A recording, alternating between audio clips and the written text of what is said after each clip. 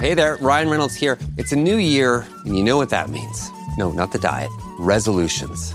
A way for us all to try and do a little bit better than we did last year. And my resolution, unlike big wireless, is to not be a raging and raise the price of wireless on you every chance I get. Give it a try at mintmobile.com/switch. $45 upfront payment required, equivalent to $15 per month. New customers on first 3-month plan only. Taxes and fees extra. Speed slower above 40 gigabytes on unlimited. See mintmobile.com for details. Build a routine with Ollie that supports your wellness needs, like getting your daily vitamins and minerals with Ollie's multi-gummies, or keeping your mood upbeat with all the vitamin D in Hello Happy. Give your gut health some support with probiotics, and wake up feeling refreshed after taking Ollie Sleep.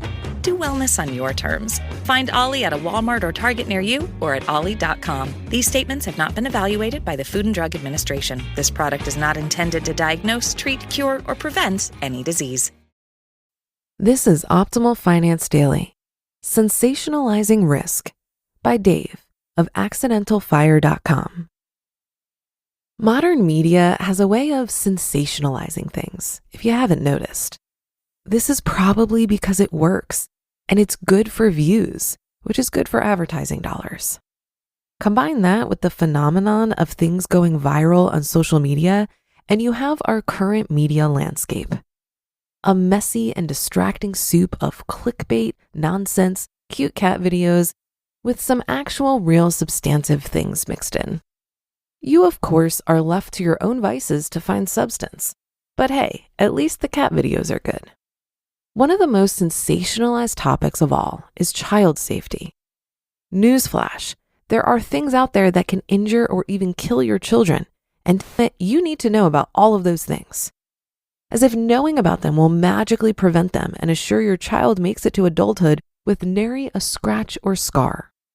Sure, in some cases, knowledge can perhaps prevent injury or even death.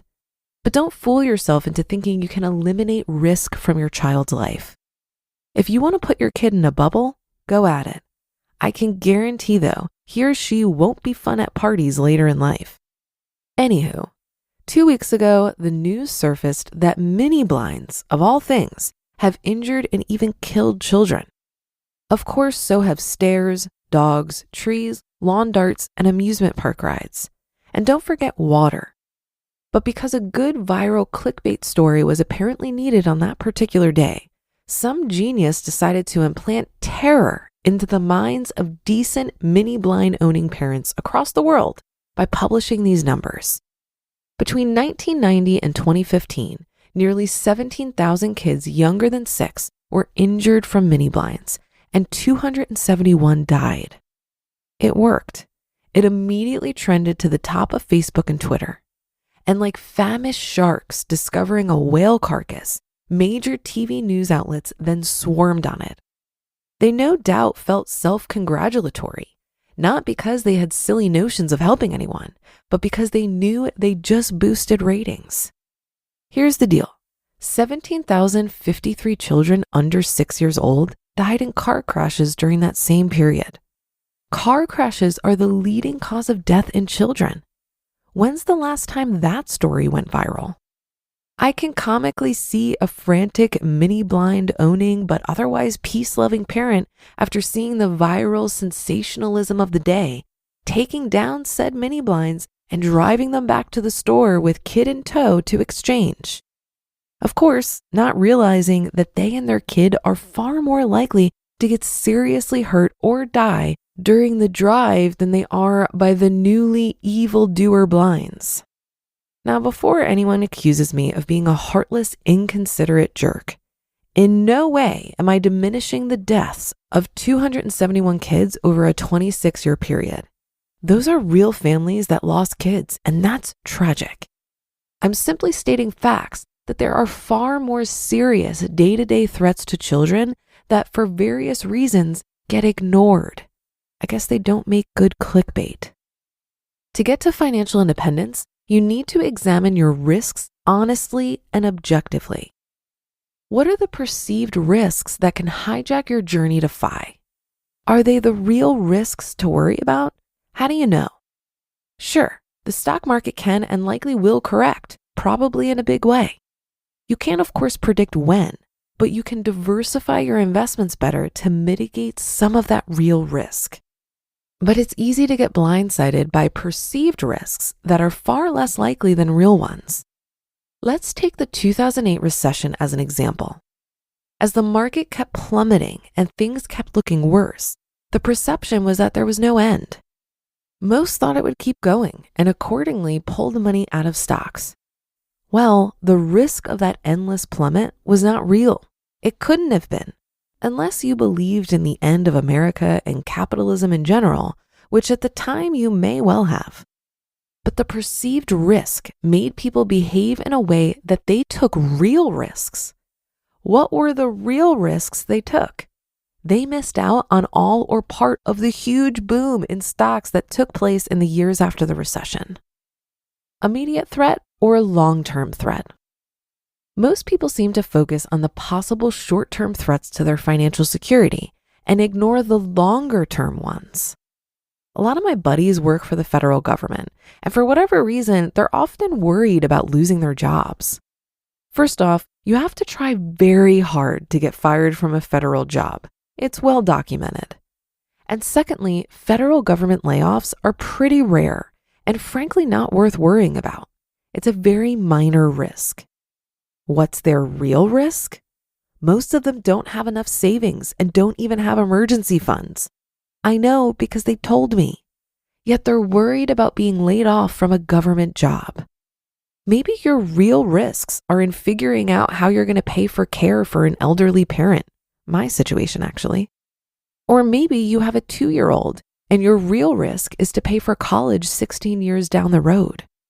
But don't let the near-term risk of a stock market downturn, again, which is increasingly likely, divert your attention from those real risks. As stated before, sure, you need to prepare and position yourself for that market downturn with a low-cost and well-diversified portfolio. There are plenty of posts from personal finance bloggers that go into great detail on how to do this. But don't let that near-term risk blindside you, pun intended, to bigger risks down the road. In sum, there are indeed tons of risks in life. To stay on track financially, you should assess the likelihood of a particular risk as compared to others, especially with the timelines involved, and act accordingly. I'm no guru, but I'm pretty sure that approach works for lots of things in life. You just listened to the post titled Sensationalizing Risk by Dave of accidentalfire.com. You sign up for something, forget about it after the trial period ends, then you're charged month after month after month. The subscriptions are there, but you're not using them. In fact, I just learned that 85% of people have at least one paid subscription going unused each month. Thanks to Rocket Money, you can see all of your subscriptions in one place and cancel the ones you're not using anymore, saving more money. Rocket Money is a personal finance app that helps find and cancel your unwanted subscriptions, monitors your spending, and helps lower your bills so you can grow your savings. The app automatically scans your bills to find savings opportunities and will even negotiate with service providers on your behalf. No more waiting on hold. And their new goals feature makes saving automatic, perfect for building an emergency fund or saving for a house. Cancel your unwanted subscriptions and reach your financial goals faster with Rocket Money. Go to rocketmoney.com/OFD today. That's rocketmoney.com/OFD. rocketmoney.com/OFD. You know what's smart? Enjoying a fresh gourmet meal at home that you didn't have to cook. Meet Factor, your loophole in the laws of mealtime. Chef-crafted meals delivered with a tap, ready in just 2 minutes. You know what's even smarter? Treating yourself without cheating your goals. Factor is dietitian approved, chef prepared, and you plated. Pretty smart, huh? Refresh your routine and eat smart with Factor. Learn more at factormeals.com. Whenever I think about risk and fear, I recall a book I read many years ago called The Science of Fear: Why We Fear the Things We Shouldn't and Put Ourselves in Greater Danger. The author argues that we tend to fear things that are statistically unlikely to harm us, such as airplane crashes or shark attacks, while ignoring far more probable threats such as heart disease or car accidents. Our instincts and media often exaggerate the dangers of rare events, leading to irrational fear. I think this concept translates nicely to what I notice around financial fears. I know many financially secure or even financially independent people who fear running out of money. But what they should probably fear is running out of life. At a certain point of financial security, your risk flips from running out of money to running out of time. I think many people are attracted to the concept of financial independence from a place of scarcity. They think more money will make them feel safe, but there's a disconnect here. Money is an external circumstance, while safety in a psychological sense is a state of mind to be cultivated. Many of us may come to realize that we're asking our money to do more emotional labor than it's capable of. And that'll do it for today. Have a great rest of your day, and I'll be back with more tomorrow, where your optimal life awaits.